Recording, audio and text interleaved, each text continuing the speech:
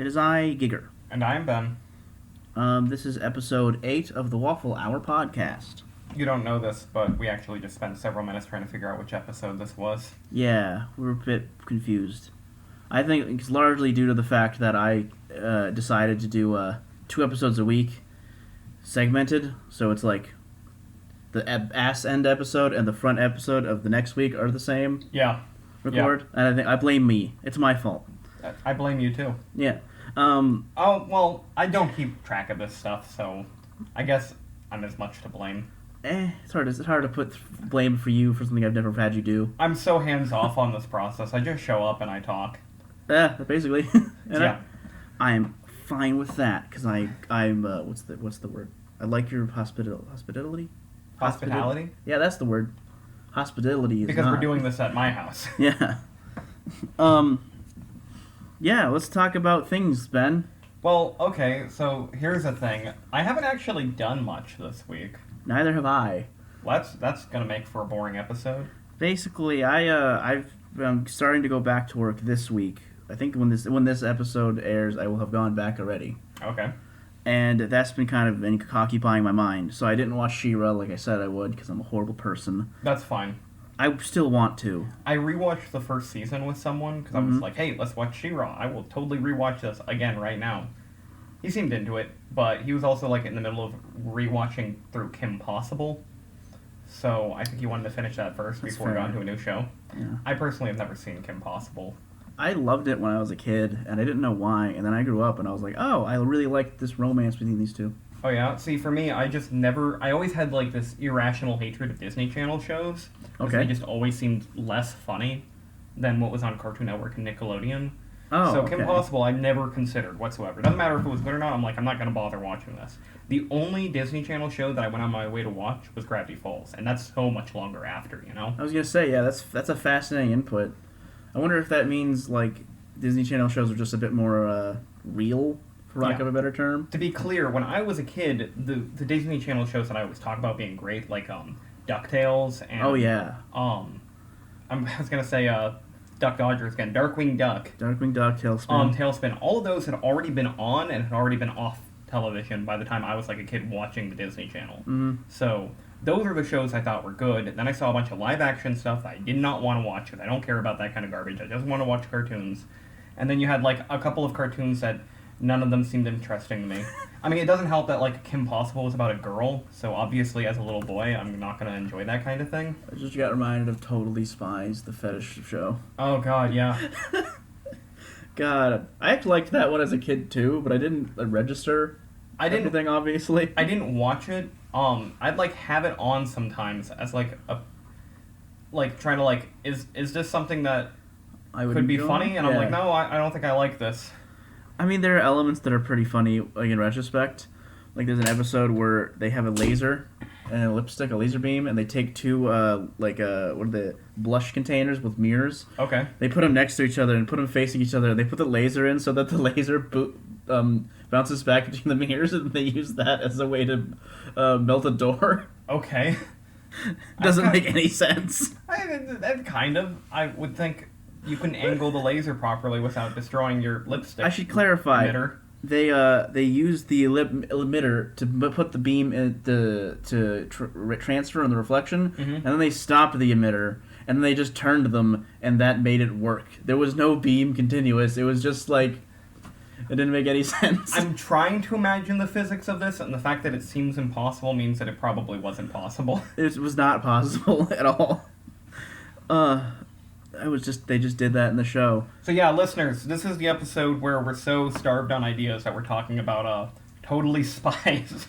With the reputation we've garnered up until this point, which is very minimal at this point, I'll grant you, but it's all been, like, talking about cartoons and video games. I don't think this is shocking. Yeah, no. We've got a pretty... Shit, I had a good word. I think I'm just going to go with pathetic. We've got a pathetic set of interests. Hey, man, I don't like... That wasn't what I was going to say, but that's just what my mind jumped to. You could have just said particular. Particular, yeah, I guess. Particular, we have a specific. A specific stereotype. That's kind of pathetic. Yes, that's a good way of putting it. We are specific. We do fit into a specific stereotype. So, I suppose I will now talk about the things I would like to talk about. What's that, Giger? I'm gonna start by talking about the game Grounded. I had something else in mind, but I forgot it. Okay, so I don't think I've even heard of Grounded. I don't know anything about it. Okay. Have you ever seen the movie Honey, I Shrunk the Kids? Yeah, ages ago, though. Yes. Imagine that, but you're a kid, and it's a game. Okay, yes. 100% on board. It's done by Obsidian, who, I don't know about you, I surprising. fucking love Obsidian. I don't fucking love Obsidian. I mean, I appreciate them, but I don't... Like, all of the games they make aren't my kind of games. They're just games that I know are good. Like Fallout New Vegas? Yeah, exactly. Like, I'm not a Fallout New Vegas kind of guy, because I'm not an open-world RPG kind of person. But, like, if I'm going to third-party stand for any... Yes. Company. Open-world RPG, I'm going to be like, yeah, well, Fallout New Vegas sounds like it's probably the best one, so that's the one I'm going to say, I'm going to argue for, from my position of not knowing anything about what I'm talking about. And like, I love the company. I love what they did. And then they made this game, which is a survival, sort of like Rust type game. Not Rust. Rust is a poor example. Maybe more like Ark. A little bit. I know it's similar but different. Mm-hmm. Where you have to survive in the backyard of your house or a house. I don't know if it's yours. And you have like barely any tools. You have pebblets. You don't even like pebbles are too big for you. You have to break pebbles down to pebblets. Oh jeez. In order to use them for shit. There's ants. There are spiders. Oh my god. They scary? Dude, I don't get scared by games like Outlast. I played Outlast with a group of friends, and every time I'd be the one playing it because I didn't react to the jump scares. Outlast? Yes. I don't think that's a game I'm familiar with. Outlast, the horror game? Am I thinking? Yeah, I am thinking of the right one. There's You're Outlast probably 1, right. Outlast I'm 2. just not familiar with it. I don't like looking at horror games very much. Outlast 1 was because a game... I'm a big baby who cries when I get scared. Okay. Outlast 1, just for a quick recap, was a game where a reporter went to an insane asylum, and then he went through a series of situations where he had to like run around. He's recording the whole time. Mm-hmm. And it's a horror game.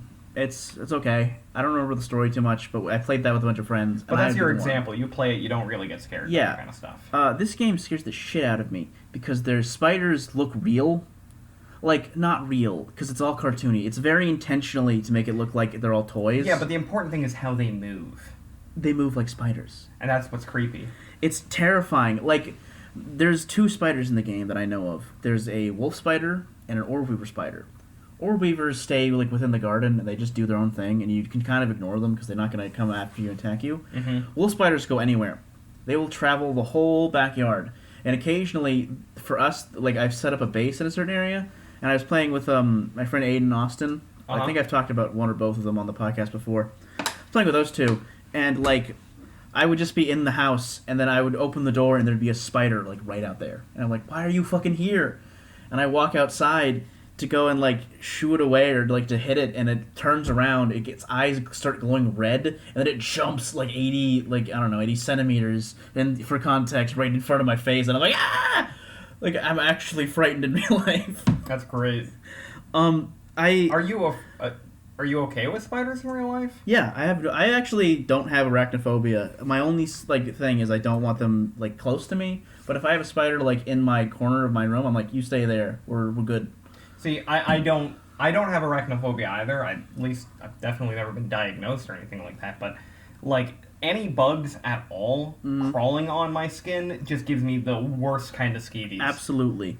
One time, or a bug flying up into my face or anything like that. Slight tangent. I know that's our entire process for this podcast origination, but slight tangent. I was in the bathtub one time as like a smaller kid, and like a little bit of my skin was showing, and I was kind of like, yeah, this is great. This is a bathtub. I was lying down, and I look at my belly, and there's a fucking spider just chilling. Yeah. And I was like, what the fuck? Why? That's when I just destroy the entire fucking bathroom. Exactly. Break windows, break, like, all the porcelain, the toilet, and the sink, just, like, freaking out, flailing everywhere. Yeah. But Grounded, it's... Okay, so it's very, very early access. That's important. Oh, I didn't know that. That's probably why I haven't heard of it.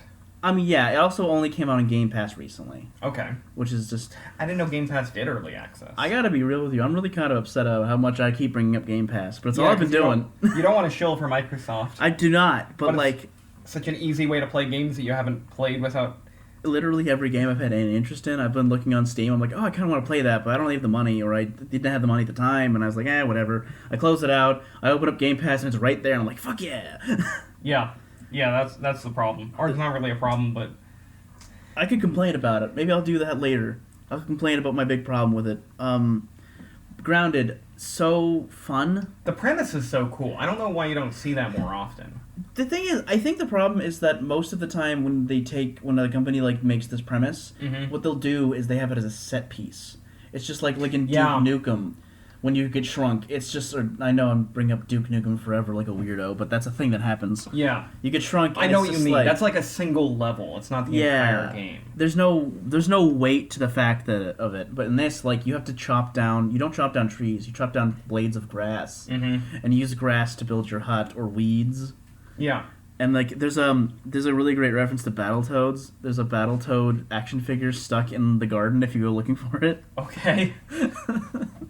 I didn't know Obsidian had anything to do with Battletoads. I don't think they do. I think is it just like a Microsoft deal? I don't want to speak of ignorance. I thought one of them, either Bethesda or them, had made Battletoads, but I don't know if that's true or not. So I don't know. But if there's just a Battletoad, I'm pretty sure that's not true. So. It probably isn't though. I thought one of them did it. I may be thinking something else. But there's a Battletoad. He's just in the thing. There's berries. There's like blueberries in a bush, and they're as big as you. That's a lot of food. You can't eat them. They're poisonous. The blueberries are poisonous? Yes. Oh, because you're so little. Yeah. It's like the tiny bit of cyanide that's in apples. Yes, exactly. That's so clever. I don't even know if that's how it would work. Oh, okay. Well, actually, there's no way to know because shrinking is just one of those, no, this is not how physics works. You can't possibly do that. That's the other thing. It's I don't know how, you could... I feel like there's be no problem drinking any kind of liquid if you're tiny because you can just pick out the particles. Because there's got to be a level where you can just kind of pick one up with your finger. I don't know. Yeah, exactly. It's weird, right? There's a certain thing, you know how, if you were to fall off of a second-story building, you would get injured. Yes, definitely. But if you drop an ant off of a countertop, that is an equivalent, way higher. That's like a skyscraper to that thing. And it's fine. But it's fine because when it's so tiny... it doesn't get... I'm gonna show my ignorance talking about, physics and stuff. I know what you're talking about. Yeah. It just doesn't... you can do that, for almost any, height. They don't take fall damage. It's just from being that small. So I'm wondering, in a video game, if you were playing as a character the size of an ant, shouldn't that be the same for you, where you could just jump off of a skyscraper and be fine? But that wouldn't be as fun, because, part of the survival aspect. Yeah, it's you're imagining real world life scenarios, but in this giant blown up world, where if you were to drop off at the countertop, that is a skyscraper bottomless pit style scenario. Yeah, we were having a lot of fun with it last couple days. It's been so cool. I'm so glad that it exists and Obsidian is making it. I really think it's a good company. I think they're gonna make something out of it. The only Obsidian game that I think I even beat is Star Wars Knights of the Old Republic Part 2. Fair. And I think that is an amazing, if tragically flawed game. Tragic in that it was no one's fault. That it was flawed is just they didn't have enough money to finish what they wanted to finish kind of deal. Yeah. But it's so good. I think that the best parts of that game are better than the first Star Wars Knights of the Old Republic. I'm very happy that Obsidian in the past few years has been they've been able to do more things. Yeah, I've heard, for instance, Outer Worlds is a bit weak, but I'm just happy that it's as good as it is. It definitely is. It's just when you play it, you kind of... I think the problem is that there's too many comparisons with Fallout. Yeah. And there are, when you play, it does really feel like Fallout. It feels a lot more like Fallout than I ever thought it would. Because they're on a better engine. They don't have to do that. But it feels a lot like it, but it just kind of has this issue of... it's not as deep. Yeah. Fallout lore is old and deep, and there's a lot they can add to it, lots of things that they can nod to. They made this whole universe straight up, and they just kind of made it as as deep as a puddle. It's just Corporation bad. Yeah, maybe if they make a sequel, they can go farther. Hopefully. If they get bigger and bigger budgets, which I hope they do. Obsidian, to me, they were always the people who either they made sequels to bigger games, or they would scrounge up their money to make little little computer RPGs of their own design. That's what 100%. They used to do. They made Pillars of Eternity. I think that was their mainline series for a while. Yeah. And Pillars of Eternity, I don't think it's bad. I'm pretty sure it's really just like the best version of D&D, the video game, that you can come up with. Probably. I mean, I haven't played Divinity Original Sin. That's the other one. That's the other one, yeah. They didn't make that one. But when I started playing Pillars of Eternity 1 because my buddy Gabe was really into it, and he isn't usually into games like this. I was like, yeah, I want to try it. And the character creation was a lot like 5th edition. Mm-hmm. It just felt similar. I think it's Pillars of Eternity I tried out. Because maybe it was my mistake was, I think I want to make a mage, and I'm like, there's too many options. I don't even know what's good. Because the mechanics aren't the same as D&D. The nice thing about playing, like, Star Wars Knights of the Old Republic is like, this is just D&D. If I want to make a fighter, I get power attack. If I want to do a spellcaster, I know what kind of spells I'm looking for, even if it's not, like, a one-to-one matchup. Okay. But Pillars of Eternity has, like, an entirely different mechanical system, and it's like, this is too complicated, I don't want to learn this. Mm-hmm. So I wound up not getting very far into that just because of that alone. I had the exact same problem when I tried out Divinity Original Sin, but even worse. Where, like, Pillars of Eternity, I at least started the game, whereas Divinity, I never got past the character creation screen.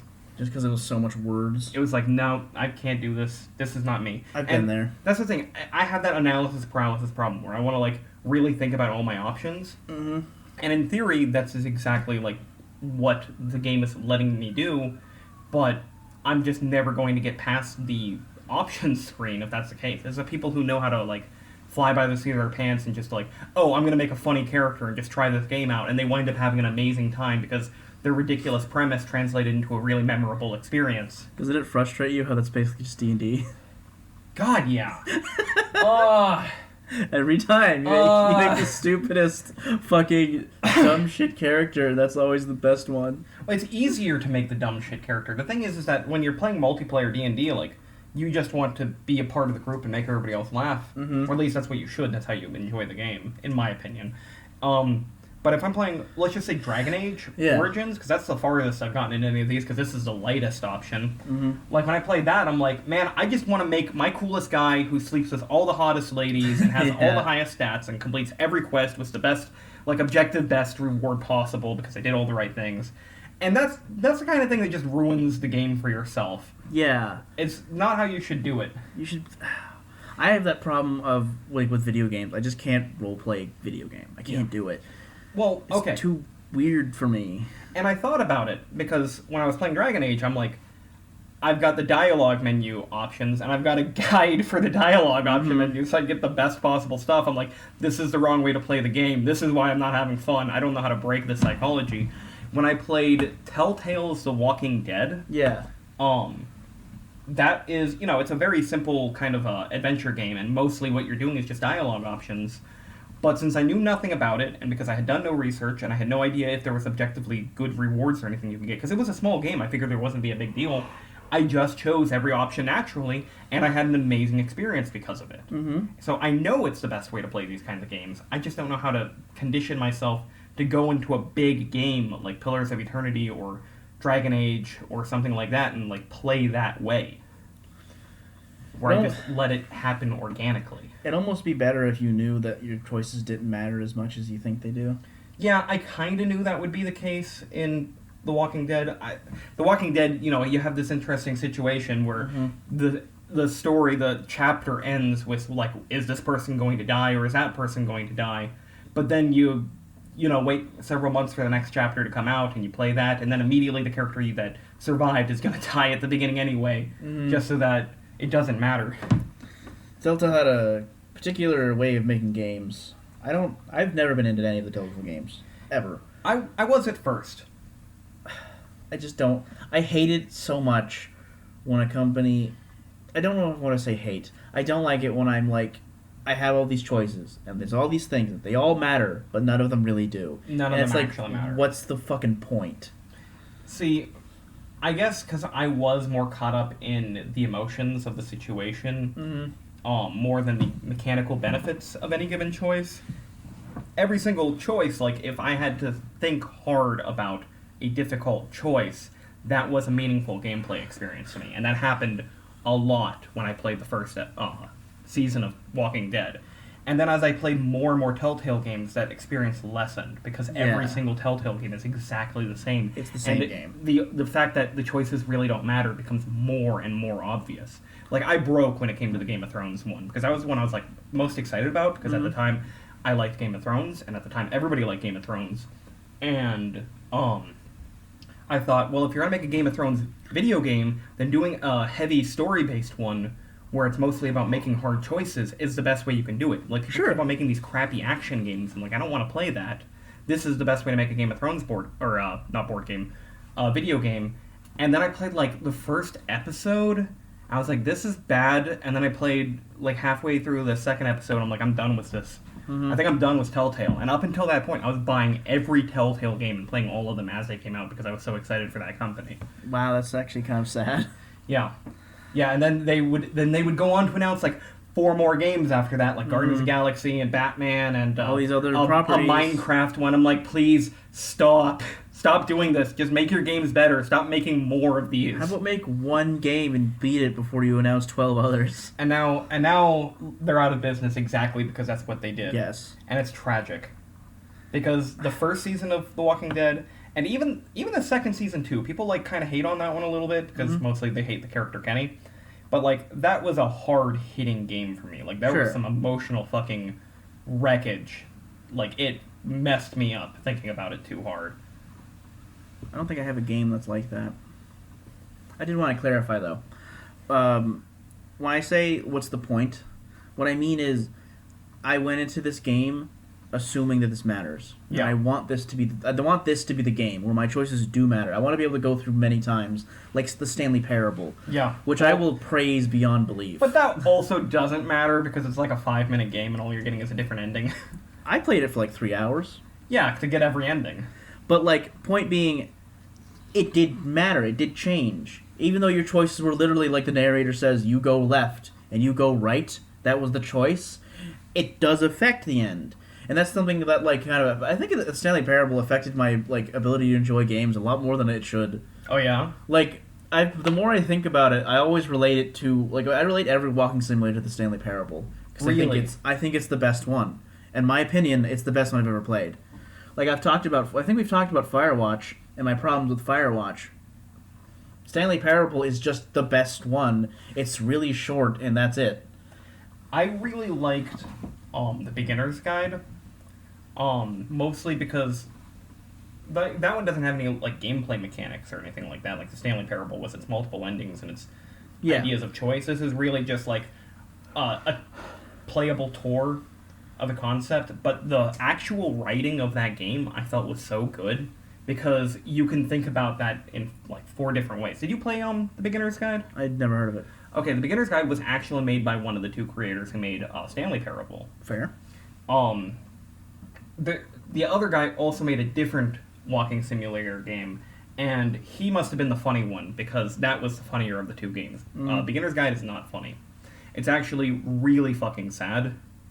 It's about this guy who is telling the story of like this internet friend he had who was like an amateur game developer and like coding and would make games in the Source engine and stuff like that. And all of it feels very, very true, and that is one way to interpret it. It's like, this is just a true story. Because the narrator is the creator of the game. He's going by his own name, he's talking about his experiences. Mm-hmm. But then you play through it and you get to like the kind of really sad part, and it's like, well, what if this isn't actually true? What if this is just a story? And there's a lot of deep meta thoughts and everything about it. I don't want to spoil it. That's interesting, yeah. I don't think you're going to like it as much as Stanley Parable, because Stanley Parable's like probably not fun, and this game kind of isn't. Well, it depends. Is it like, do they have you said they don't have the choices matter, right? No, there's no choices. Okay. I don't know. I feel like when I think of walking simulators, I think there's a point where it stops being a game. I think I've talked about this before too. Yeah. And that's that you need to have a failure state. You need to be able to fail in order for it to be a game. And it not having that doesn't make it not. I would say makes it not a game, but don't think it makes it without value. It just makes it a different kind of experience, and I'm open to that experience. You know what I mean? I don't know. I don't know if I would define games so rigidly. I guess maybe my own interpretations would be too loose, because I don't want to say walking simulators aren't games, because I think they are. Like, I'm thinking of them like games. Well, I don't want to make it seem like I'm trying to be, rigid on it. Yeah, you're not trying to gatekeep walking simulators. Oh, yeah, of course. I think, I just think when I think of walking simulators, I put them into a different category in my head of the experience I know I'm going to have, Mm-hmm. Like, I play, certain genres, I experience something else. Walking simulators is just a genre that's just, I know this is essentially going to be a barely interactive experience, and that's about it. Yeah. And I'm fine with that. I'm fine with, I'm open to the idea if it's interesting and good. That sounded Beginner's Tale sounded interesting to me because of the way it's just literally a tale of a guy telling a story, and he's doing it through the method he knows best. Yeah. I find that... a guy who makes games telling about another game maker by having you play his games. That sounds interesting to me. That concept alone is cool. I don't know how much she does with it, and that I maybe have to find out at some point, but that's what I mean. I don't know if I would consider that a game just because I'm not trying to play it for a game. Mm-hmm. I don't want to play it to play the game. I want to play it to experience the thing they're trying to get me to experience. If that makes any sense. Yeah. That's how I feel about it. Oh my god. So before we started waffling, we were talking about Obsidian. We were talking about Grounded. Yeah, but mostly we're talking about Obsidian. Yeah.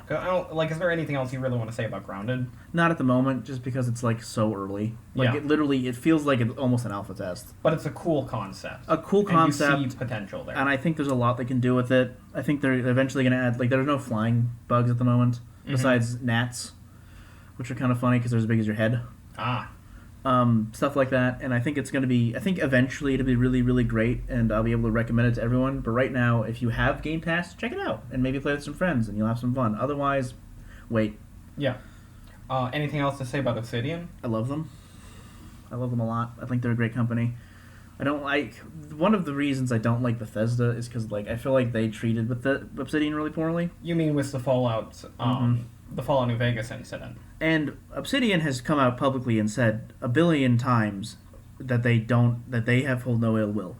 They're fine with it. It seems okay because it's just kind of a for listeners we're gonna have who've to never explain, heard of yes. this. Okay, when Fallout 76 or not New Fallout Vegas. 76, when Fallout New Vegas, I'm sorry, when Fallout New Vegas was coming out, they had a contract written with Bethesda because Bethesda was the rights holders of the Fallout franchise.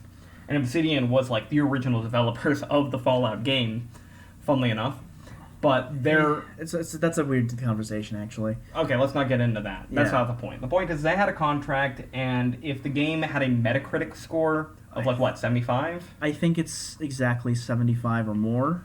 They would get a special bonus. Like a bonus on top of whatever they were making it. And it got 74. Yeah, it literally got 1 point less than what they needed in order to get their bonus. And the problem, from the fans' perspective, with why Bethesda's at fault here, is because they made Fallout New Vegas in 9 months. Yeah, it was a very short development period, and you're already working with Bethesda's engine and assets and stuff, which we already know is the jankiest thing of all I've ever existed in games.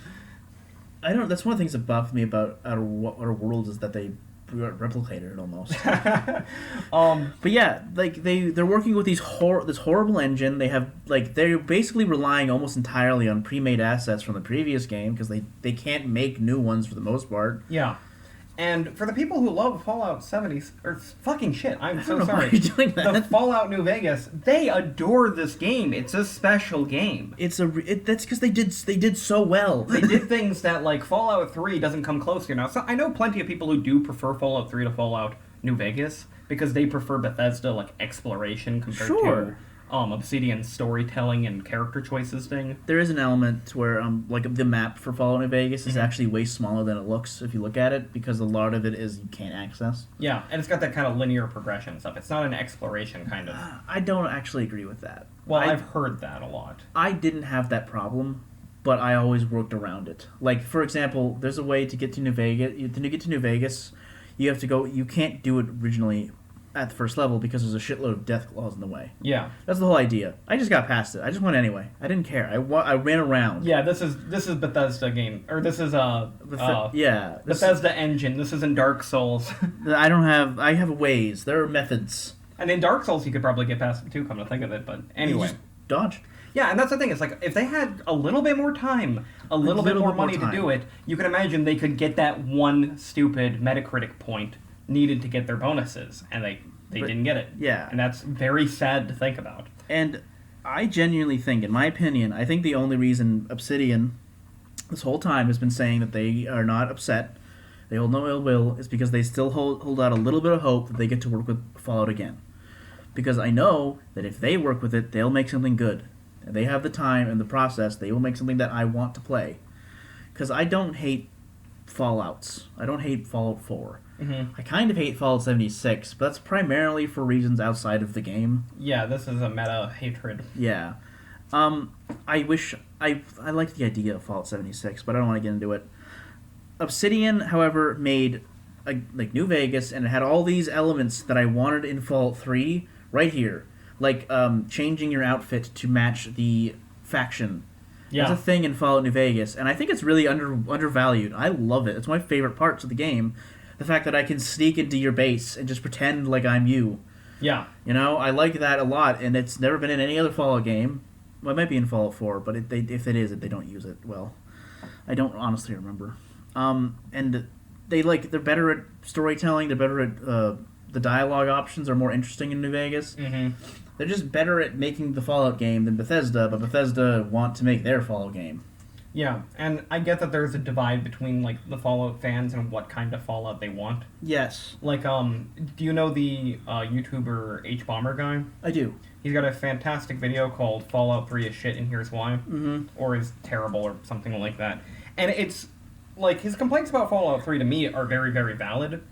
But it comes down to the fact that he is a person who likes Fallout 1, 2, and New Vegas. Those are the things that he feels is what makes Fallout, and, you know, playing to those strengths is what makes those games good. Whereas Fallout 3 and Fallout 4 don't follow that kind of philosophy of design. I think my biggest problem with Fallout 3 and Fallout 4 is that they don't need to be Fallout to be what they are. Mm-hmm. At the end of the day, the YouTuber Joseph Anderson, just to pick another one, yeah, he made his Fallout 4 videos. He's made two like multi-hour videos on it's Fallout 4. It's 4 hours total. I've checked. Okay. Which is kind of funny because it's the 4, but let's not get into that. In his videos, he pointed out the cycle. You go to place, you loot the place, you go back, and then you repeat. Yeah, the gameplay loop. And I like the loop. I played a lot of Fallout 4. I never played for the story because I knew I wouldn't like it. I knew before it came out that the story was dumb. So I was like, fuck that. I like that gameplay loop, and I liked it in New Vegas, and I liked it in Fallout 3, and I liked it in Fallout 4. I can play each one, but if you say to me, you know, which Fallout would I prefer overall, I always go to New Vegas, then Fallout 3, then Fallout 4. And I don't even hate Fallout 4 that much. I just wish that it wasn't Fallout. I wish that Bethesda didn't have Fallout. I wish they did something else with a different property. Yeah, if they were making the Outer Wilds and Obsidian was or Outer Worlds. I'm sorry. Outer Wilds, I think, is a very admirable game, and I don't want it to be inflated as the game that isn't Outer Worlds. I didn't like it. I tried it. I did not enjoy it. I think it's a fascinating thing, and I know at least one person who felt that the game was almost life-changing for him. I can understand. We're getting off topic. We're getting super off topic. Outer Wilds. That's I will talk about Outer Wilds, but let's continue. Okay, Outer Worlds. I kind of wish that it was Bethesda making a universe like Outer Worlds, and Obsidian had made Fallout 4 the way they wanted to make Fallout. Yeah, because like the other one is the Elder Scrolls, and when I was a kid I fucking adored the Elder Scrolls games. Oh yeah. I played Oblivion. It's probably one of my favorite games, Oblivion. Oh yeah. Just because it's just so unique and weird and fun and cool. I liked a lot of elements of it. I liked how the missions went. I thought it was so fun. And then I was like so excited for for Skyrim, because I actually didn't think Bethesda still existed as a company because it'd been so long. Yeah. Yeah. I was a dumb kid. And then I saw the Game Informer with Skyrim, and I was like, oh my god! I was trying to tell my friends at school, and they didn't get it. I always wanted to like the Elder Scrolls more than I actually did. Mm-hmm. Like, I never had a bad opinion of them before. I'm like, okay, well, I'm not really playing a lot of these games and enjoying it, but I think it's just so cool that they exist. And when the trailer broke for Skyrim, not even like the trailer for Skyrim, the announcement of the trailer for Skyrim, Yeah. I thought that was the biggest fucking thing in the universe. Mm-hmm. I downloaded that video so I could watch it anytime I wanted. When the actual trailer hit, where it's like the opening with the guy talking over the wall and then the montage of like scenes, that was the fucking most amazing trailer I'd ever seen. And it's so weird for me thinking back on being so excited for that moment for a game that, like a game series that I've never actually played much of because I never actually enjoyed. That is pretty bizarre. And now where I'm like, I know why I never enjoyed these games. These are not my kinds of games, and Bethesda is not my kind of company. But damn, that was a good fucking trailer. Oh, Skyrim. Skyrim's an amazing game that I hate. 10 out of 10. Yeah. If we're can I just talk about review scores for a little bit? Oh, sure.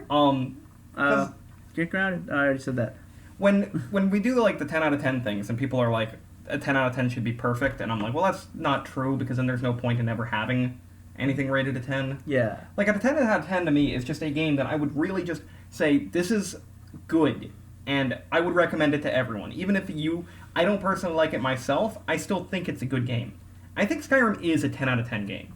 If that's might sound weird to you, knowing me and how I actually feel Skyrim. So, but like Skyrim is a 10 out of 10.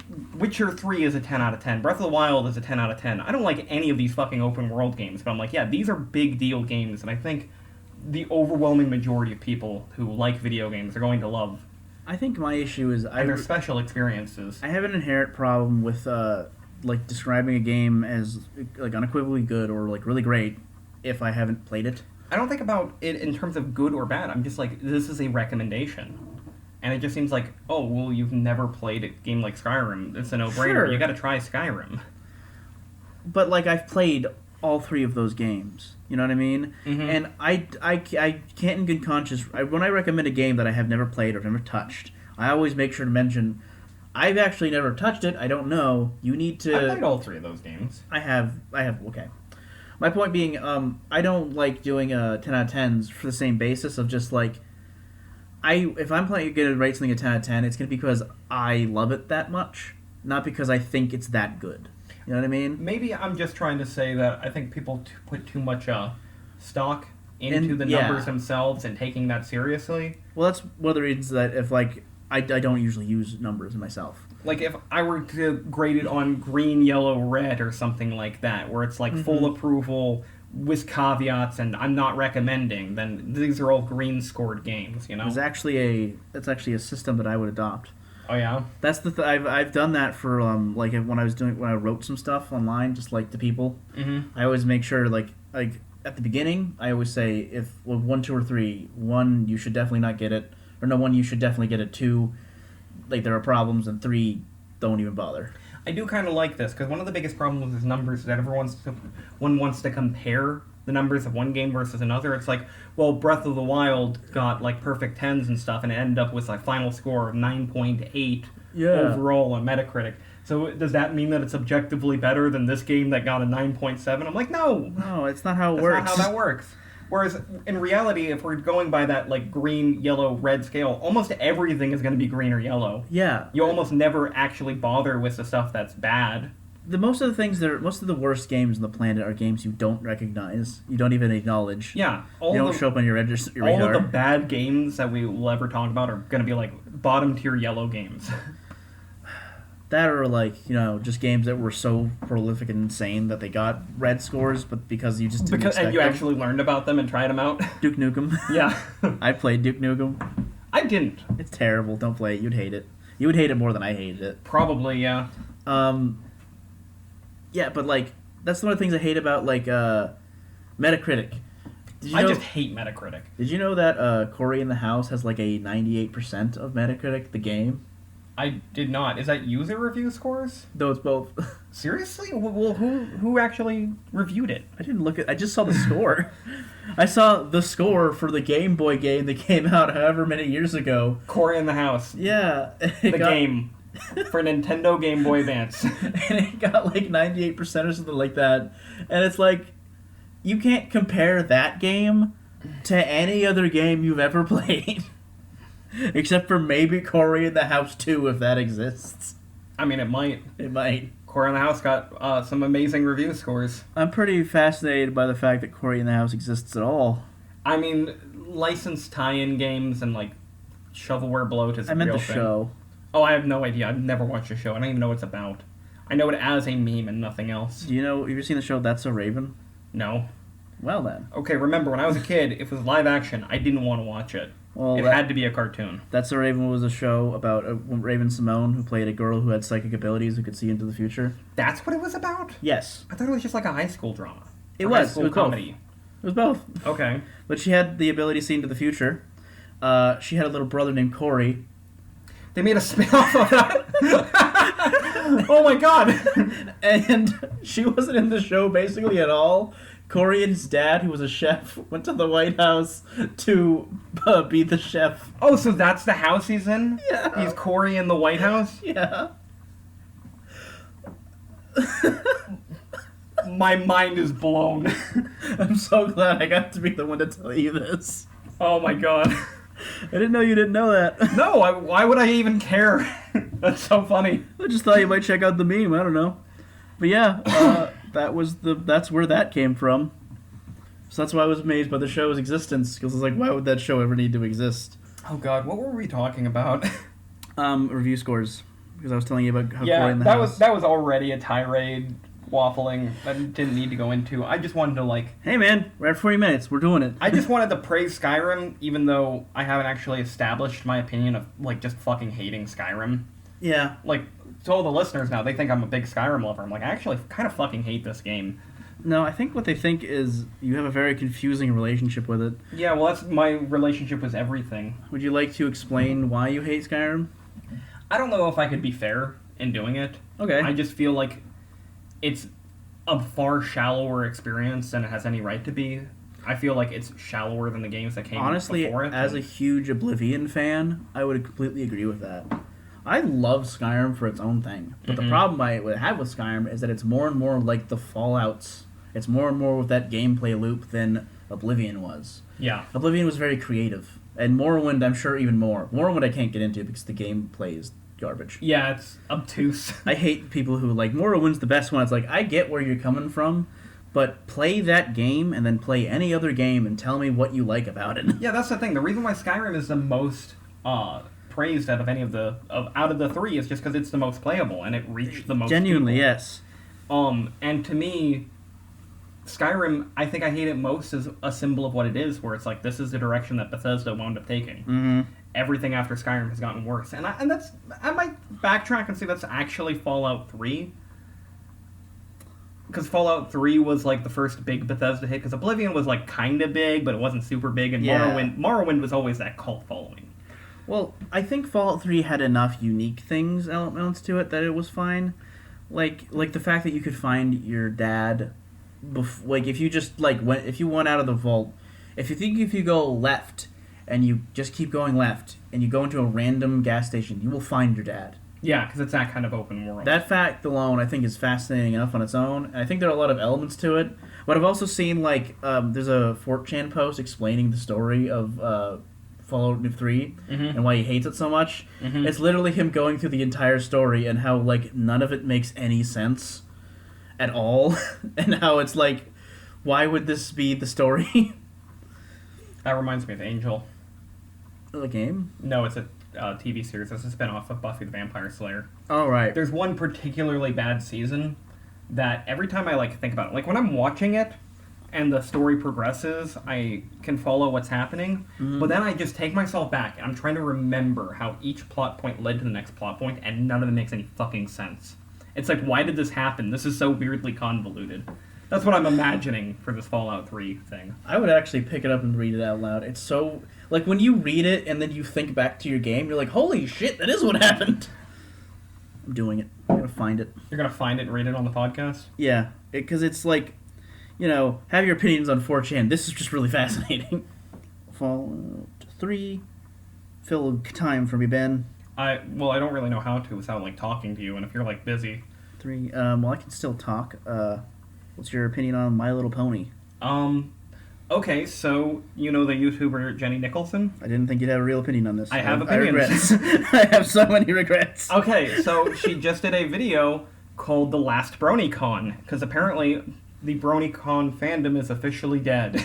Okay. Well, not really, but they're no longer going to do BronyCon specific conventions anymore, because the series is over and that fandom is slowly, like, kind of fading away. Mm-hmm. Bronies aren't as big of a thing as they used to be. But it was honestly a really fascinating video, because she was, like, an OG My Little Pony fan before whatever generation the Friendship is Magic is, and she witnessed the rise of the brony culture, and she was actually a part of it because she made, like, YouTube videos relating to it that were really popular, and she was horse famous, or whatever they call it. Sure. 100% I recommend this video. Like, even if you don't care about My Little Pony, this is just a really cool history lesson. I want you to send it to me, because I have a unique relationship with My Little Pony. Oh yeah? What's that? I watched the first episode. I hated it. Never watched it. The first episode apparently universally not very good. Interesting. I have no idea. I tried to get into it. I've played the Fallout New Vegas My Little Pony mashup RPG. That's the thing. I know about it. I know that it's super big. I don't know why.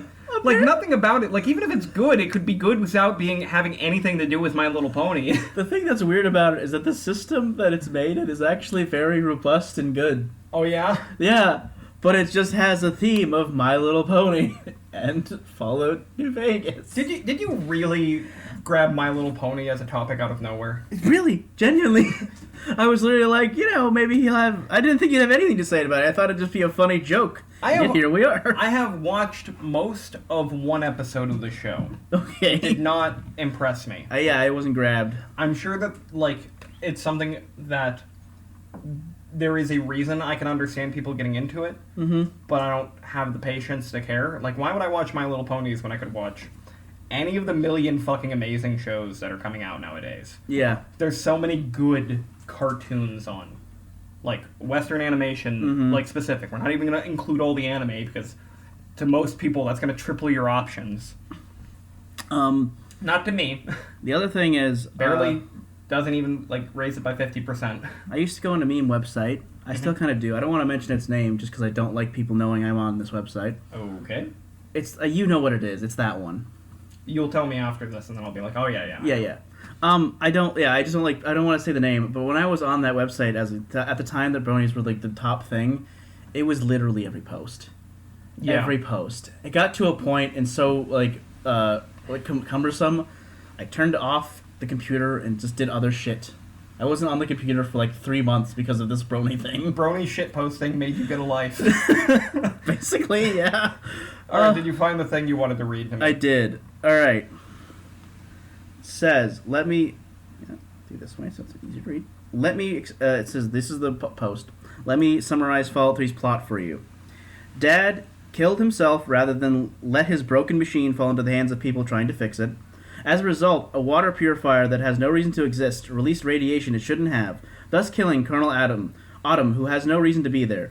Later, then, we get through the village of children whose blah blah blah, look at me, so we enter Vault 87 to recover a GEC, a device that would be better put to use in virtually any possible manner besides the one for which we have acquired it.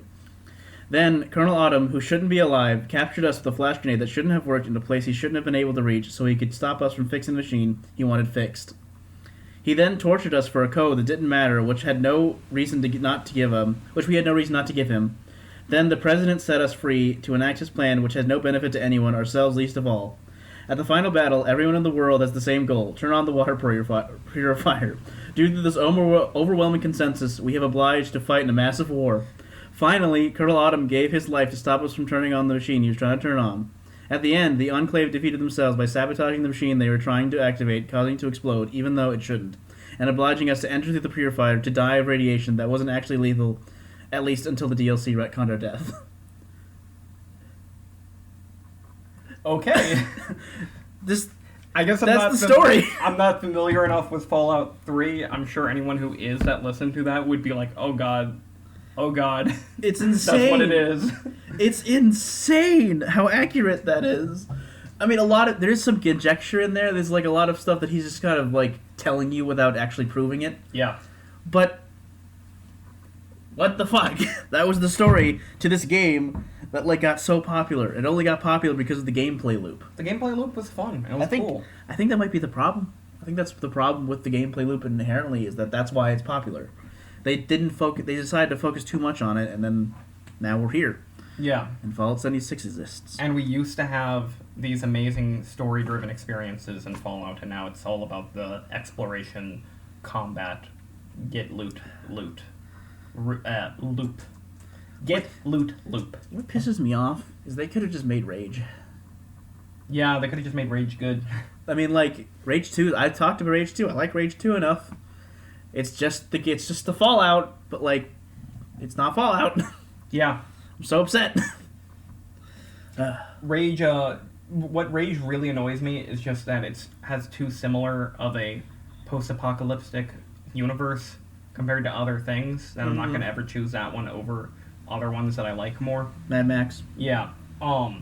Weird way of thinking about it, I know. And the Fallout one, it's unique, you know? It's got that whole, like, 50s sci-fi kind of thing, which isn't something I latch onto personally, but I get why some people really love that shit. I just like the idea. I like the idea that we decided to, you know, make everything powered by radiation instead of not doing that. Yeah. Consequences of that. Alright, so is this the point where I introduce my own thing to talk about? Yeah, we talked about 50 minutes for some bullshit, so let's go. That was a lot of bullshit. Yeah. I can't believe we got so much traction just from talking about Grounded. I mean, it's more talking about Obsidian, to be honest. I think Grounded is like 2 minutes. I don't know if I got anything to really talk about. Like I said, I haven't really done anything this week at all. Like, I was considering getting Bloodstained Curse of the Moon 2, and I didn't. Yes. I was going to play through Curse of the Moon 1 again before I got Curse of the Moon, and you didn't? I didn't. I was also thinking of going back to Bloodstained Ritual of the Night. I didn't. I was thinking about watching She-Ra. I didn't. I was thinking about finishing any of the games or playing any of the games I talked about. I didn't play any of them. Is this what depression feels like? I don't know. I don't know what it is. Because I'm not, like, sad. I don't have any feeling of depression. This is literally my post-She-Ra slump. Like, I followed up Avatar was the best possible thing, and now I don't have, like, a third thing that good to, like, follow it up with again to just keep that feeling going. I've been there. That's actually what happened when I finished Avatar. So, what I did watch, I started watching, the Dark Crystal Age of Resistance on Netflix. And I say started, but really I've watched all but the final episode, which is really frustrating. I was planning on doing that before we started recording, just so that I would have that fresh in my mind and could talk about the whole thing as a whole. But now I've just got that little tidbit at the end that you know how shows are. Sometimes that last episode makes or breaks it. You know? Notice. Like, did you watch Orange is the New Black? I watched the first couple seasons and then I kind of. Yeah. Same. But for me, the first season of Orange is the New Black was like, okay. And then the last episode, I was like, this is really good. I think I like this show. And then the second season was just kind of back to okay. And then it was like, I don't really like this anymore. Yeah. For me, I think of like Burn Notice. Yeah. Have you seen Burn Notice? I watched a fuckload of I was going to say, I'm pretty sure we've talked about this. I don't think we talked about it on the podcast, though. I never finished Burn Notice, though. I liked Burn Notice a lot. It's a shockingly enjoyable show for what it is. Oh, yeah. It is a dumb popcorn show, and it's good at it. It's so good. So good at it. It's so good at making you know exactly... they know exactly what you like, which is hearing Michael talk about this CIA crap that doesn't... I don't know if it's real or not. And then doing dumb impressions. Yeah. And then Bruce Campbell. Being awesome. We can just talk about Burn Notice. Can we just talk about Burn Notice? Yeah, I'm actually down with that unless you really want to talk about Dark Crystal. I don't think I want to introduce that subject and then not talk about it. But then again, I also just did that with Burn Notice. How about we do this? We will pledge to talk about it on the next episode. After I finished it? After you finished it. No, not the next episode. The episode after the next episode. Yeah, because we're going to record the next episode, and I will still not have watched the ending of The Dark Crystal yet. Yes, and it'll be very much a shame. We can't watch it without... Yeah. So let's talk about Burn Notice, the show that I finished and you haven't. Yeah, well, okay, the caveat to talking about Burn Notice is I haven't seen any episode of Burn Notice in a long time. There's going to be shit I'm going to forget about. There's lots of shit I forget about. I mostly remember the stuff that's most memorable. Like the episodes where he's playing the red-suited badass. Yeah, who just blows stuff up with the snap of his fingers. And blow up. Just the most badass motherfucker. That's so funny. What an over-the-top damn show. Okay, so what's Burn Notice, Gigger? Burn Notice is a show about I can't remember his last name, but his first Michael name, Weston. Michael Weston. Michael Weston is a former CIA agent. Yeah. He was blacklisted by the CIA. He has no idea why, and it's basically him doing odd jobs in like downtown LA while trying to get information from various contacts and CIA insider sources and stuff to try to figure out the mystery of why he was blacklisted. Yes, and then be unblacklisted. Yeah. So like the very first episode, it sets up the premise. He's like literally in the middle of like doing some like high level African warlord like trade deal thing, and he just gets a phone call in the middle of this where he's like, "You're blacklisted," and then boom, shit goes down. He has to escape, and he winds up finding himself in Miami, where Miami. Yeah, Miami is the city he's in. My mistake. Where it just so happens that like his old best friend, his ex-girlfriend, and his mom all live right now because that's more convenient. It's as dumb as it sounds. It is. I mean, I wouldn't say it is that dumb. Because remember, I did just have an episode talking about He-Man. That's a good point. It's not that dumb. It is not that dumb of a show. It's a kind of dumb show. It is a good dumb show. So how do I continue this thread? So every episode is basically an episode of the week where like he uses his skills as a former like high level, highly competent spy to like help like a random person. Yeah, usually, or he'll like stop a crime syndicate or something. It's very episodic. Yes. But they always have that through line where they get into a little bit at the end of each episode through the whole season, the arc of why was he blacklisted. By the way, they call it being burned, which is why it's called burn notice. Probably should have just said that right away, so we can just keep calling it burned now. I forget little details, okay? I'm sorry. Yeah. Why he was burned and like the greater mystery of that. And like every season, like he seems to get like closer, but then there's new developments and like shadowy conspirators. Yeah. And that's the thing, like all of that was kind of cool, but not big enough for me to like. It was actually really frustrating because the show probably went on a lot longer than it needed to. Yes, definitely, 100%. And like as they would introduce like more issues on top of it, it was just like I care less and less about this. And when the show was tricking me into caring, then they would interrupt it with like the more episode of the week kind of problems where it's like, this is the end of the season and you're helping some random lady with her ice cream shop or something like that. Yeah. Problems like that aside, so one of the things that he does in the show is it's narrated, and it's narrated in a way that it almost sounds like someone giving a lecture. Like he is teaching you how to be a spy using these examples of like what he was doing at the time. You could almost say that it's like literally him making the video himself to explain to you what's going down. Yeah, it's like, okay, well, this is what you do when you're tailing someone. Mm-hmm. This is how you make thermite. Yeah, an explosive or something. Though he doesn't actually say. He's always and some other stuff. He does actually. He doesn't. Yeah, that's right. But he does actually make thermite in the show. Oh yeah, I remember that as clearly. I remember the first episode has that really great scene where he's like teaching you how to breach a wall properly or something like that, and it's the drug dealer's house, and he just shoots through. He's got the metal door to protect him, so he just shoots through the wall next to the door at the angle that he knows he'll probably be standing at, and he shoots him in the leg or something like that. It's very funny. There's also they explain a lot how to how to use certain particular items you wouldn't use, like a water saw to break into something. I don't know how realistic any of this stuff is. That's the thing. It feels realistic when you're watching it. You're like, geez, that sounds accurate, but then it's like you're watching this dramatized version of it, and it's like, I don't know if this is real or not. It's so fun. Apparently all the explosions are real. That's cool.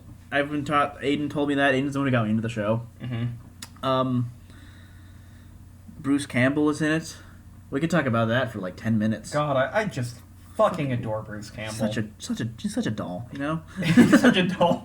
He is one of the most genuinely entertaining people, like outside of any character he's ever played. Maybe it's because so many characters feel like it's just Bruce Campbell being different aspects of Bruce Campbell's personality. Yeah. And then he like comes off the set and he's like, he's still Sam Axe. He's still Ashley J. Williams. He's so good. In this, he's supposed to be a former Navy SEAL, but he's all old and... Yeah, he's retired. He likes living in Miami, wearing Hawaiian shirts and, hitting on older women who have money, who will buy him nice things. He constantly is helping out Michael with his escapades. There's Fiona. Fiona is Michael Weston's on and off again ex-girlfriend, who she's like a former IRA agent. Yeah. And the actor who plays her is British, and she only does the Irish accent in the first episode, and it's horrible, and I'm really glad that she just assumes an American accent for the rest of the show. It's weird. Also, she is the tannest Irish person I've ever seen. Like, it's actually kind of insane, considering, because it's like, even if you think about just her being in England, yeah, there's no way she could be that tan. Well, she's in Miami. Sure, but like, damn. But, like, you know, I think anyone with a bit of Irish blood in them knows that you don't get tans. No, you get That's burned. not allowed. I have, like, barely any Irish blood, and I don't get tanned. I'm a full fucking ginger. I'm afraid of the outside world. Why do you think I spend all my time playing video games and watching cartoons? Yeah. I was conditioned for this lifestyle. I never had a choice. And then there's probably the most important character. I don't know if you would agree, but his mom. No, it's got to be his brother. I mean, I was thinking of his brother, but I think it's his mom. Yeah, well, I mean, his mom, besides the fact that she's got the Guy Fieri hair, she's a pretty likable character. She's probably the most likable because she's the easiest one for you, the viewer, to latch onto. She's very grounded. She is a very realistic mom. Yes. Even though her son is a CIA agent. Yeah, which I don't know how much she really knows about, like, his former life. Just knows that he was a CIA agent, and now she's got to be mixed up in some of the adventures now. And that's a horrifying development that they play for laughs. Would you like me to tell you what happens at the end? No, I'll watch it eventually. I'll probably watch through the whole series again because of this conversation, because I did really like Burn Notice. And it was a really fun show. Let me know next week, when we record next week in real life, how that goes. Because I'm not going to watch it in a week. No, but I'm thinking, like, I don't know if you're underestimating how long it is and how much you might want to slog. It's really long. I know how long it is. It's like, what, 7 seasons? It's something crazy like that. It's at least 5. I remember, 4th season is where they introduced the character Jesse. Who's Jesse again? Jesse was like the CIA agent that Michael Weston winds up getting blacklisted by accident, and they feel really bad for him, and they start using him as an asset with keeping it secret that they're the ones getting him who got him blacklisted. The black dude, right? I don't know if he's black. African American? I'm thinking of there's an African American dude I'm thinking of that I believe you're talking about, and that's who's in my head. He was a kind of like skin tone where he's like could be black and also could be not black. Okay. I don't know. We don't want to assume. We don't want to be rude. I think I know what you're talking about. Yeah. It was really important for that one season. There's that one old guy who's like his old mentor that's always constantly changing sides and being a dick. Yeah. That guy's weird. Oh, those kind of like developments. Oh, one thing we never talked about in the show is like almost every single problem they have to solve usually winds up with Michael having to like play a character.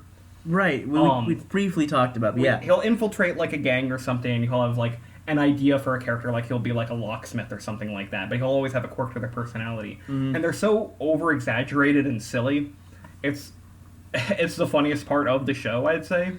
One of the things, there's an episode that I recall I really enjoyed, because I know this is the one thing I know for a fact would not work the way that it works in the show. Yeah. He's being taken hostage at an airport. Mm-hmm. I think it's him and his brother.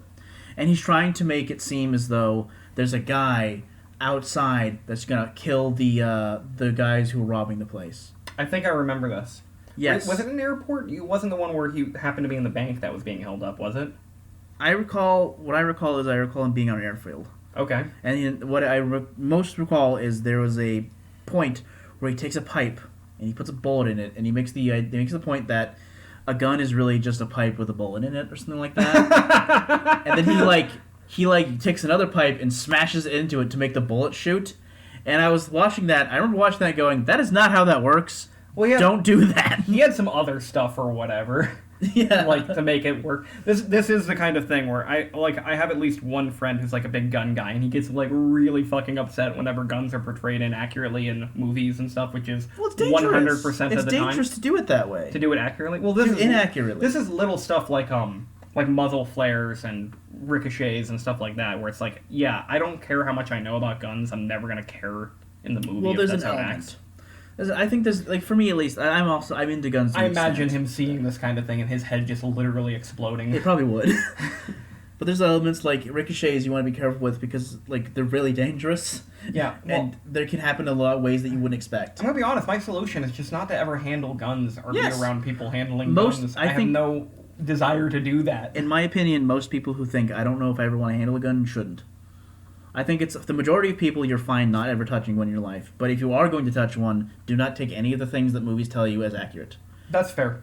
Like look into it yourself and do research because you will hurt yourself or someone else. Or have someone there with you who's done it before. But that's a totally different topic. Burn notice. Gun safety, brought to you by the Waffle Hour. I do think it's important. Yeah. It's one of the things, if you're going to be this country, we need to have gun safety as a regular thing. I'm sorry for going this far into this. I didn't want to. All right, so burn notice. It's just it's so good in such a dumb way, and there's so many elements that you're like, this is awesome. And there are all the other elements where you just kind of don't care. There are good. The characters are very well written. Yeah. I think that's what makes the show work because I know that if I were to take a random episode, like even a random really good episode from a mid-season somewhere and show it to someone, like if we saw that the one where he's like preying on those like really dumb gang members by pretending to be like the all-powerful secret badass who can literally like start explosions with a flick, like not like that, but just the fact that he's got all of this triggered coordinated stuff that he seems like less powerful, like I don't know what you would call that. Dawn Lord? I don't know. Yeah. Like you imagine he's some sort of criminal mastermind or something like that. I'm trying to think of a comparison. It's a really funny fucking episode. It's so funny. Okay? Because he literally just like will go in and he'll like walk into like this gang hideout and he'll address them and they're all like up in his face and he keeps it really, really cool and he does the thing where he like snaps his finger and the fucking car outside explodes or something like that and it freaks them the fuck out. And it's like, oh, well, he was able to recreate this by just having his two friends, like, trigger it all and have the scenario fully figured out ahead of time. You think it's only a scenario that only works if you're watching it from the outside. Yeah. Because if you're, like, the guy on the ass end of that, and you just see him doing it, it's just not as impressive because you know in the back of your mind that he didn't just snap his fingers and they exploded. Well, they knew that somebody else. But they want to know like what kind of guy has the resources that can do that kind of thing, you know? That's not the point. The point is that if I were to just show that episode to a random person, as much as I know how fucking fun and great that episode is, they're going to think it's stupid. Probably.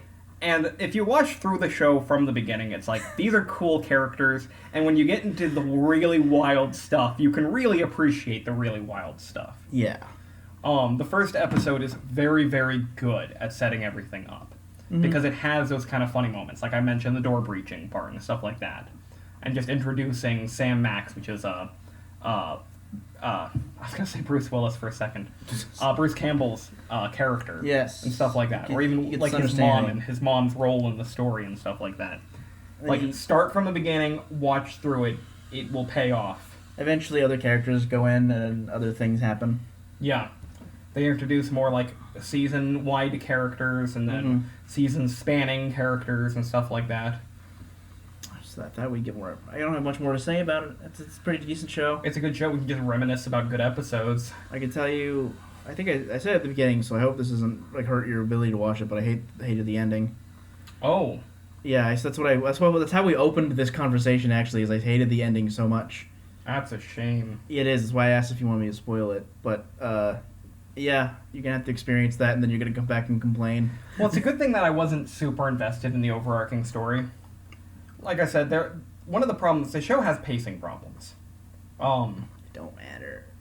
What do you mean? I can't explain it. You have to watch it. Anyway, the show had some real bad pacing problems where, like I said, you'd be in like the last 2 episodes of the season, and the main season story is really highly developed, and they'd be interrupting it with whatever this episode's thing is. And it's like, no, stop that. Just have a whole episode dedicated to the season-wide story. You know? I think the thing is you just kind of need to go in for the weekly things instead of the main story, even though the main story is interesting enough. Main story is interesting enough to keep you engaged the whole time.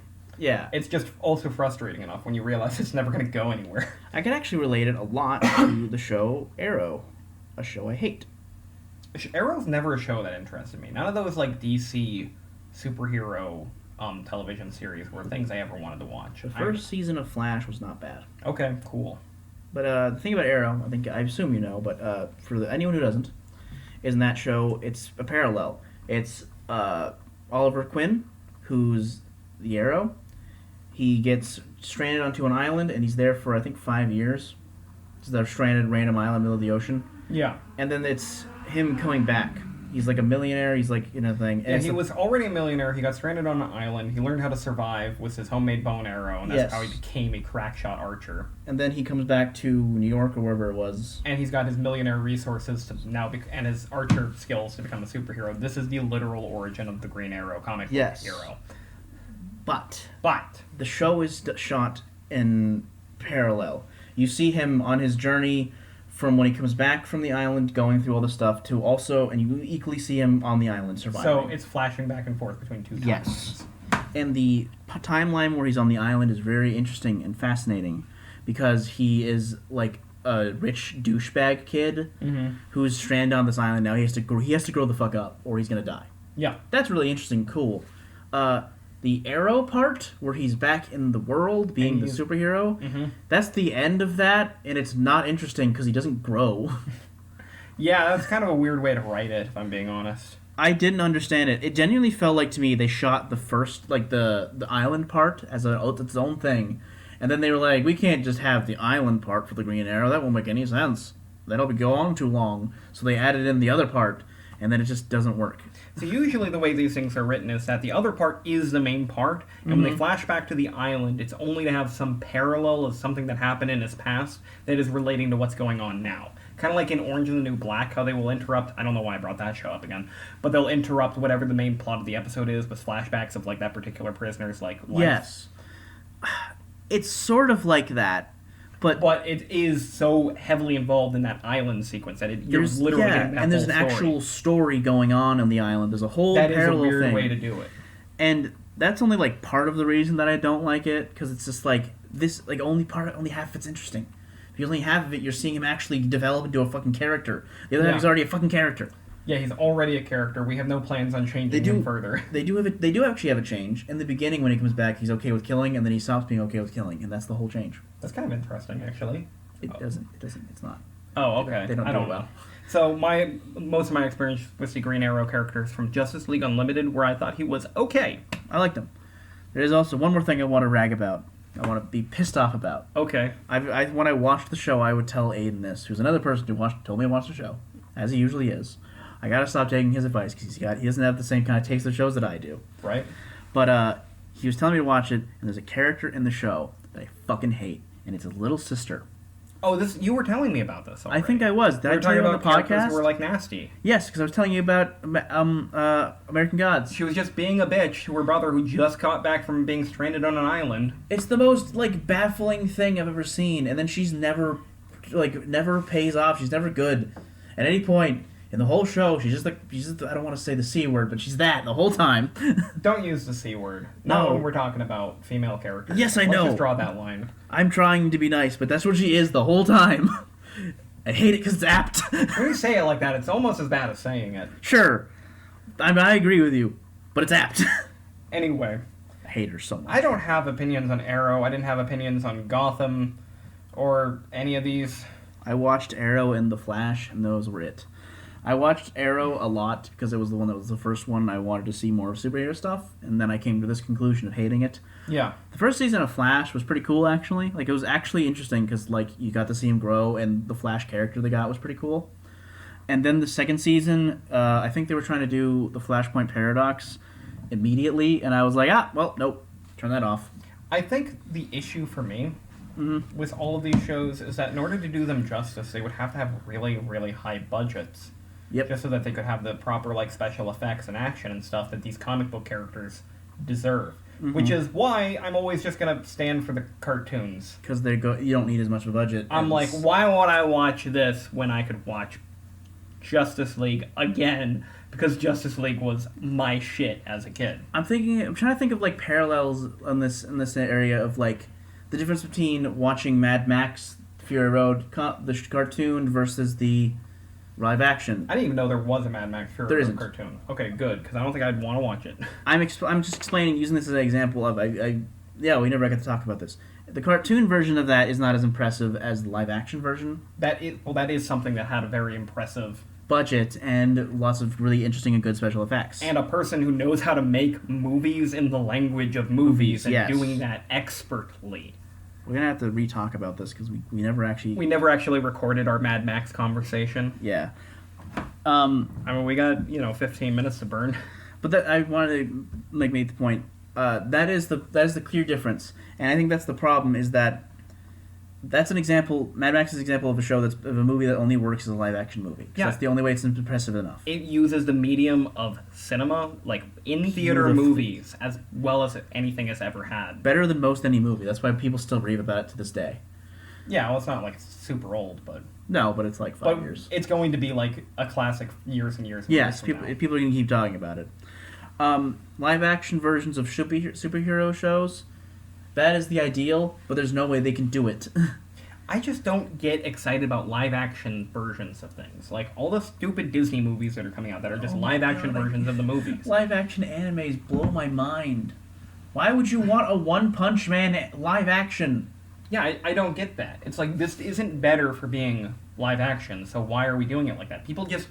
I have to wonder if it's from people who lack imagination, and they have like a hard time identifying with a cartoon character where they have to do the mental math to like translate this into a relatable character, and they need to see it instead as a real life human, and that would make it better for them for some reason. But I don't think those people actually exist, because they're always disappointed in these live action movies too. Nobody likes them. Actually, that's a weird thing. A lot of girls really like the I don't want to specify them specifically, but all the girls I know, pretty much all of them like the live action Disney movies. I would not stereotype like I'm not trying to stereotype. I'm just telling you, I'm literally saying the women that are in my life that have seen them all love them. Okay. Well, I mean, I know like random coworkers and stuff. Yeah, that like them too. That's regardless of gender. You made a really good point. I didn't want to make it seem like girls, all of them, half the population of the world, they like them. I didn't want to make it seem like that. I just meant like every girl I've talked to who was just in my life, they seem to like them a lot. I don't know why. I don't get it. Most people that I know like the Marvel movies a ton.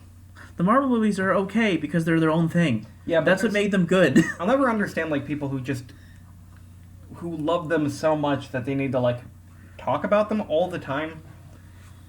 It's like, hey, we're talking at work. Let's talk about Marvel movies. I'm like, I don't want to talk about those. I don't have enough opinions on them. What can we talk about at this point anyway? And they'll be like speculating on what's going to happen. It's like, I know what's going to happen. They already made this as a comic book.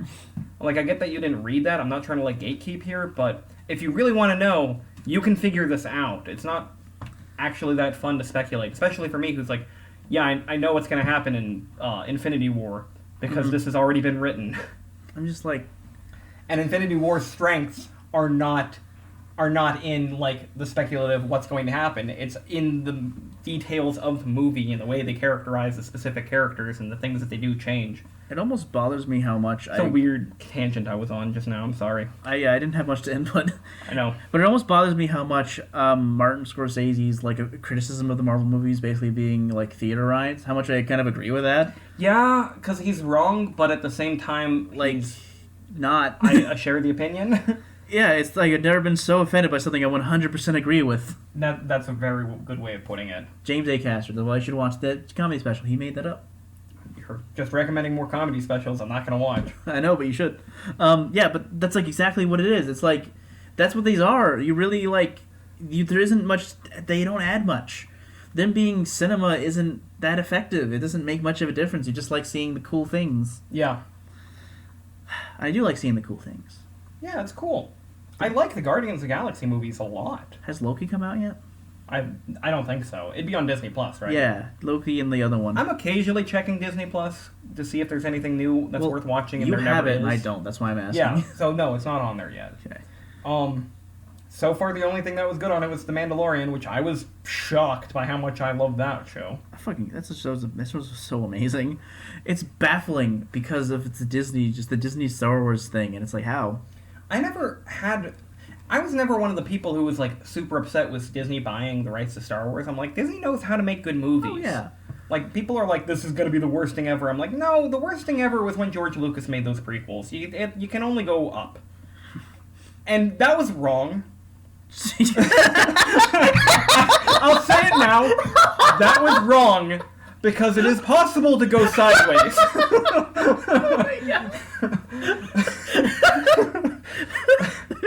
Just like, I was kind of with you, and then you were like, that was wrong. In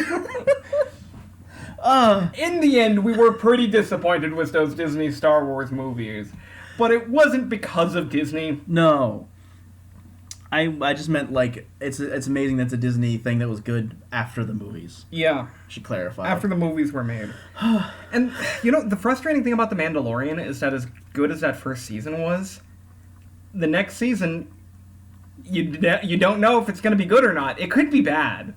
It could be much better. It could be like, holy shit, the show has gone from, like, really cool to actually amazing. I've decided to... Or it could just be trash. I've looked up nothing about it. I have no idea. I don't know anything about it either. I'm going to assume it's shit. I'm going to go in... You're going to go in assuming it's shit. I'm going to assuming it's garbage. The worst case scenario is that you're just validated. Yes. That is exactly how I'm going into it. I'd be fine with that. Just because I liked it so much. I'm going to be honest. I went into the first season of Mandalorian like that. Yeah. I actually watched the first episode and they revealed Baby Yoda at the end. I'm like, I hate this. I don't want to watch it. And I didn't. And then I kept on like... I think it was my brother Nick who's like, no, you gotta watch your show. The show's good. And I watched it and I'm like, okay, the show's good. It is good. I enjoyed that. I even enjoyed Baby Yoda. I actually enjoyed Baby Yoda a lot. I was really shocked at how I watched it every week. I haven't done that in years. God, yeah. That's like this archaic form of media consumption. Yes, exactly. It's all about the binging, baby. Mandalorian was great. We devolved again, Ben. What's going to happen is the Mandalorian is going to have the same kind of progression arc as Game of Thrones, where like it's only going to get better and better for the first 5 seasons, and then it's going to actually get really bad, and some people are going to fall off of it, but everyone's going to be too invested, and they're going to forgive all of its faults, and then it's going to get to season 8, and everyone's going to know just how fucking terrible it is. By how bad that last season will be. I refuse to believe it will be that many seasons long.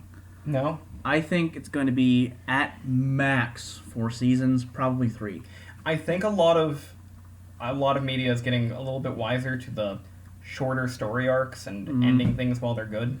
I think we mentioned this before. We were talking about how things seem to end better than they used to when we were kids. Yes, and that's because they know when to end as opposed to when to keep going. Gravity Falls, 2 seasons. 2 great seasons. Good. Avatar, 3 seasons. Ended exactly where Still haven't seen the second one. I wanted to clarify that. But then you think of, like, According to Jim. Do you even know what that show is? Never heard of it. Jim Belushi has it's just a family show. I didn't know that. I watched it when I was a kid. John Belushi's brother. Yes, John Belushi's the dead one, yes? Yes, he's the one who was in Blues Brothers. And yes. Blues Brothers 1, clarifying, because Jim Belushi was in Blues 2000, 3000. Let's not make this complicated. But Jim Belushi, he had a family show where he just had, like, 2 daughters and, like, a wife, and that was the show, and he had a sidekick, and it was like every other show that you can think of like that. Yeah, it's a family sitcom. When I watched, that was the first one I'd ever seen as a kid. That's family the one sitcom? Yeah, like the first one I really ever watched, because we didn't have cable, and this was on ABC. I didn't watch any of these kinds of shows as a kid. This is the one I watched. Closest thing I watched was The Simpsons. I think which was a parody of that kind of thing. I'm going to double check. I think it has 10 seasons, and it's like, it doesn't need that many seasons. No, I'm trying to figure out how you get much mileage out of one. Oh my god. I don't like that I'm not a fan of these kinds of shows. I don't like that it auto-completed in Google. It was 8 seasons. It was in 2001. It knew what you were talking about just because we were talking next to your phone and it was recording you. Fuck you, Google. 8 seasons, though. I think I'd be more okay with the government spying on us than Google. No, that's not true. I'm not really okay with anyone spying on me. Well, obviously. But Google's actually doing it, and we can see it right there. Yeah. It's a boring dystopia that we live in. I wish there was more Soylent Green, you know? More Soylent Green? Yeah, I'd probably be one of the people, but I remember, okay, so when I was in high school, I made a joke about Soylent Green, like, for a presentation. Mm-hmm. Nobody fucking got it. They had never heard of Soylent Green, and they had never seen anything else Really? reference Soylent Green. I knew about it through The Simpsons. I was gonna say, it was the most basic thing. It's like, it's made out of people! I'm like, everybody knows that, right? Like, that's the thing. Like, if you've never heard of Soylent Green, you know that there's been, like, a reference to an old sci-fi thing where whatever it is actually made out of people, and people are eating people. Yeah. Every time. It's like an obvious... Nobody got it. I was so upset. I'm like... I've never seen the movie, okay? I haven't. But I've seen it referenced in so much popular media. It's like, how do you miss this? I'm like, it's not anymore. I feel like it's like literally every other Trails of Horror episode of Simpsons. Yeah. Seriously, they reference it a lot. Even if it's not like The Simpsons. Then again, like, I've had, like, people where I'm just like... casually reference Ned Flanders and they don't know who Ned Flanders is. I'm like, how do you fucking grow up in America and not know who Ned Flanders is? Were you alive in the 90s? Like, seriously. Dude, it doesn't even need to be that. I watched The Simpsons in the early 2000s. It was just on when I got home from school. What was the other thing I was going to mention? You don't have to like The Simpsons, but The Simpsons existed and it was unavoidable. Yeah.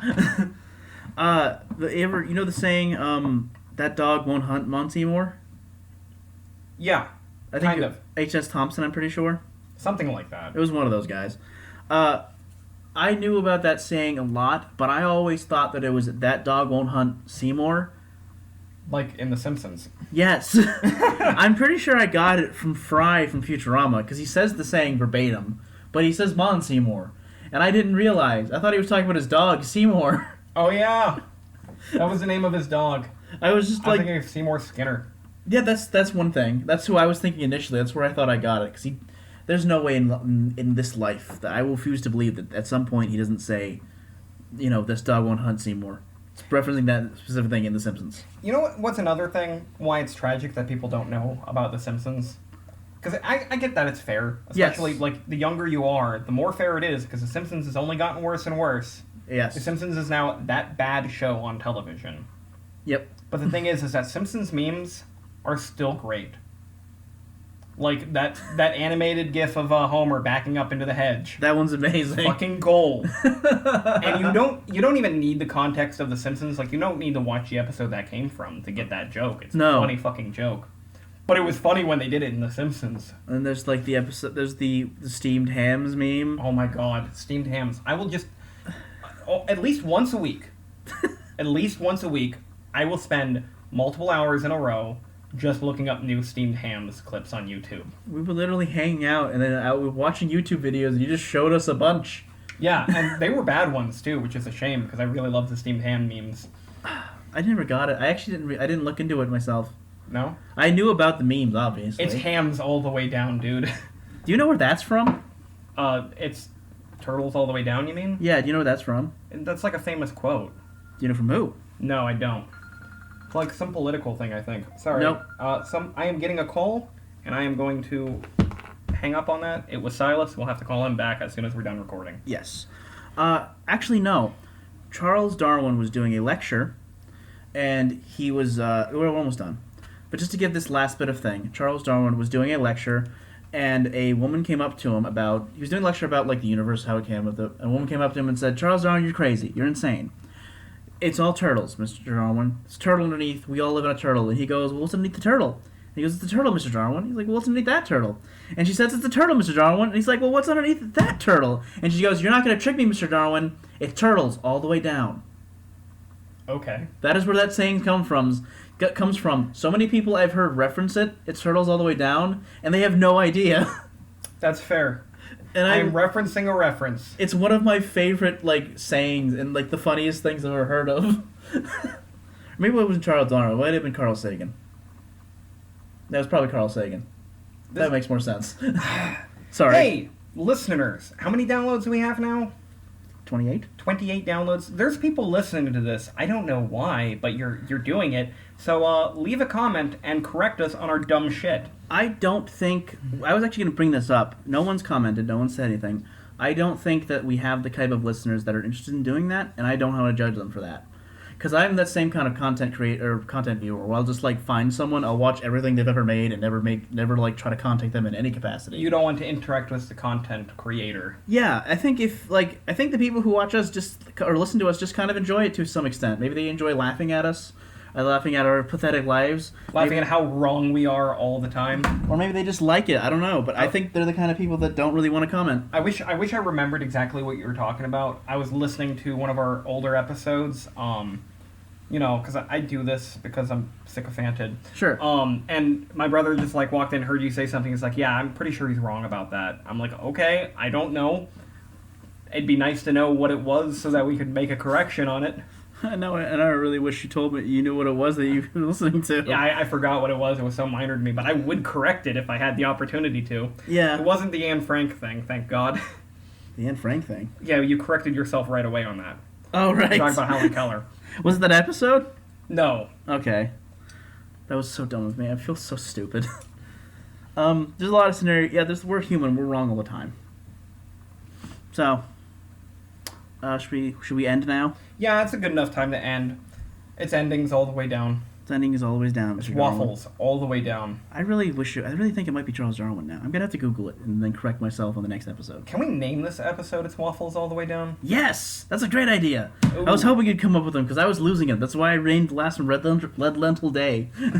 Yeah, I think you should probably just relate it a little bit more to what we're talking about. Even if you just say the He-Man episode or something like that. I disagree. You want to keep doing the puns? That's going to be impossible to sustain. Yes, but I will do it. Goodbye, listeners. Goodbye.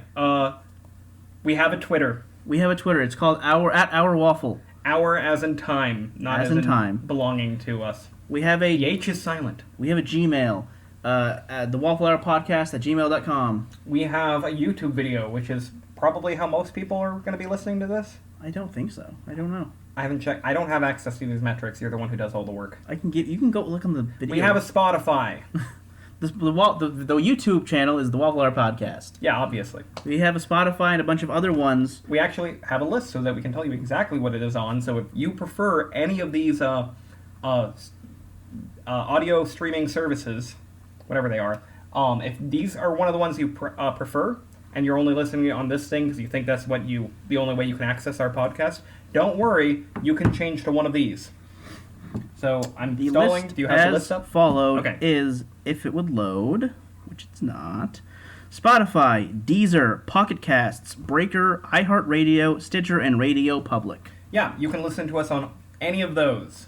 If you hate listening to us on Spotify, if you hate listening to us on YouTube, you can listen to us on one of those. And if you need to, you can go to our Twitter, which is where I have all of the links straight to the websites you can go to, and you can check them out right there. And maybe we'll, I don't know, post something funny on our Twitter. We're not really... I probably won't. I'm really bad at it. Not big into the Twitter. I'm so bad at it. You made a reference to that Red Letter Media incident. I did actually do that.